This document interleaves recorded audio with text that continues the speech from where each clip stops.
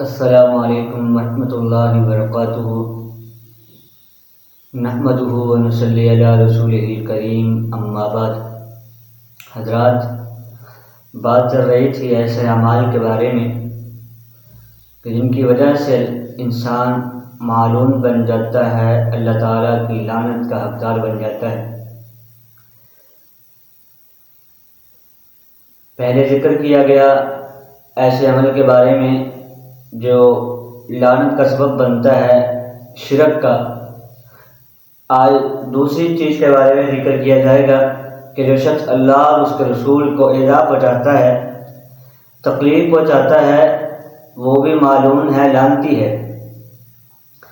اس کے بارے میں اللہ تعالیٰ کا فرمان ہے، ان الذین یؤذون اللہ ورسولہ لعنہم اللہ فی الدنیا والآخرۃ وأعد لهم عذابا مہینا۔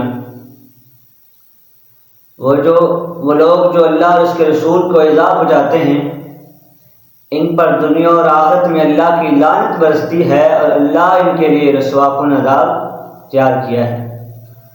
حضرات، پتہ چلا کہ جو شخص دنیا میں اللہ کو ایذا پہنچاتا ہے، نبی صلی اللہ علیہ وسلم کو عذاب پہنچاتا ہے، اللہ کے رسولوں کو عذاب پہنچاتا ہے، تکلیف پہنچاتا ہے، وہ شخص لعنتی ہے، معلوم ہے، اور کل قیامت کے دن ایسے شخص کے لیے اللہ تعالیٰ نے رسوائی کا عذاب تیار کر کے رکھا ہے۔ اور حضرات، اللہ تعالیٰ کو ایذا پہنچانے کی کئی صورتیں ہیں، اللہ کو تکلیف پہنچانے کی کئی راستے ہیں۔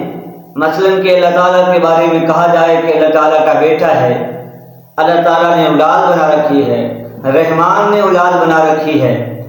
حضرات، یہ دعویٰ کیا جائے کہ اللہ تعالیٰ کے ساتھ کوئی ساتھی ہے، شریک ہے، حالانکہ وہ ہر شریک سے، ہر ساتھی سے پاک ہے، وہ ہر اولاد سے پاک ہے۔ تو حضرات، جو شخص ایسے الفاظ کہتا ہے تو وہ اللہ کو ایذا پہنچاتا ہے، اور اس عذاب پہنچانے کی وجہ سے، تکلیف پہنچانے کی وجہ سے وہ شخص معلوم ہوتا ہے وہ دنیا میں بھی لعنتی ہوگا، کل قیامت کے دن بھی لعنتی ہوگا۔ اور حضرات، ایک اور صورت ہے اللہ تعالیٰ کو ایذا پہنچانے کی، اور وہ یہ ہے کہ کوئی بندہ زمانے کو گالی دے۔ صحیح بخاری اور مسلم کی حدیث ہے، نبی علیہ الصلوۃ والسلام کا ارشاد گرامی ہے کہ اللہ تعالیٰ نے فرمایا، یؤذینی ابن آدم یسب الدہر وانا الدہر اکلم اللیل والنہار۔ فرمایا ابن آدم مجھے ایذا پہنچاتا ہے کہ زمانے کو گالی دیتا ہے، جبکہ میں ہی زمانہ ہوں، میں رات اور دن کو بدلتا ہوں۔ حضرات، حدیث قدسی ہے کہ اللہ خود فرما رہے ہیں کہ بندہ مجھے زمانے کو گالی دے کے ایذا پہنچاتا ہے۔ تو حضرات، جو شخص زمانے کو اور دن رات کو گالی دے، وہ سمجھو اللہ کو ایذا پہنچا رہا ہے، اور وہ شخص لعنتی ہے، معلوم ہے۔ جہاں تک رسول اللہ صلی اللہ علیہ وسلم کا تعلق ہے تو آپ کو بھی زندگی میں وفات کے بعد ایذا پہنچانے کی کئی صورتیں ہیں۔ مثلا آپ کی ذات گرامی کو گالی گلوچ کا نشانہ بنایا جانا، یا آپ صلی اللہ علیہ وسلم کی عیب جوئی کی جانی، یا آپ کی ازواج مطہرات کے بارے میں تان و تشیع کا نشانہ بنایا جانا، یا آپ کے گستاخانہ خاکے شائع کیے جائیں، یا آپ کے کارٹون بنائے جائیں۔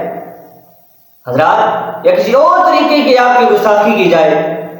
نبی علیہ الصلوۃ والسلام کی حیات مبارکہ میں کفار آپ کو ایذا پہنچاتے تھے، تکلیف دیتے تھے، زبان سے بھی، جسمانی طور پر بھی، زبان سے آپ کو سحر مجنون نعوذ باللہ کہا کرتے تھے، یقیناً اس سے آپ کو عذاب ہوتی تھی، تکلیف ہوتی تھی۔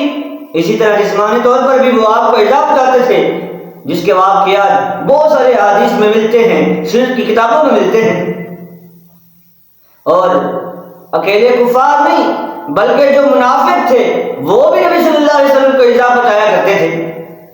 اللہ تعالیٰ نے ان کے بارے میں قرآن میں ذکر کیا ہے، وَمِنْهُمُ الَّذِينَ يُؤْذُونَ النَّبِيَّ وَيَقُولُونَ هُوَ أُذُنٌ قُلْ أُذُنُ خَيْرٍ لَكُمْ يُؤْمِنُ بِاللَّهِ وَيُؤْمِنُ لِلْمُؤْمِنِينَ وَرَحْمَةً لِلَّذِينَ آمَنُوا مِنْكُمْ وَالَّذِينَ يُؤْذُونَ رَسُولَ اللَّهِ لَهُمْ عَذَابٌ أَلِيمٌ۔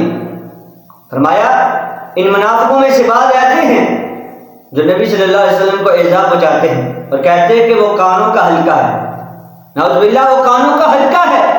آپ کہہ دیجیے کہ وہ تمہارے لیے خیر کی بات سنتا ہے، اللہ پر یقین رکھتا ہے، مومنوں کی باتوں پر بھروسہ کرتا ہے، اور تم میں سے ایمان والوں کے لیے سراپا رحمت ہے۔ اور جو لوگ اللہ کے رسول کو ایذا پہنچاتے ہیں ان کے لیے دردناک عذاب ہے۔ حضرات پتہ کیا چلا کہ اللہ تعالیٰ یا اس کے رسول کو کسی بھی طریقے سے ایذا پہنچانا لعنت کا موجب ہے، اور جو شخص اللہ یا اس کے رسول کو ایذا پہنچائے گا وہ یقیناً معلوم ہے، لعنتی ہے۔ تو حضرات ان باتوں سے معلوم کیا ہوا کہ اللہ اور اس کے رسول کو ایذا پہنچانا لعنت والا کام ہے، اور جو شخص ایسا کرے گا وہ دنیا میں بھی معلوم ہے، آخرت میں بھی بے نور ہوگا۔ اللہ سے دعا ہے اللہ تعالی ہمیں اس چیز سے بچائے، قرآن و حدیث پہ چلائے۔ وما توفیقی الا باللہ۔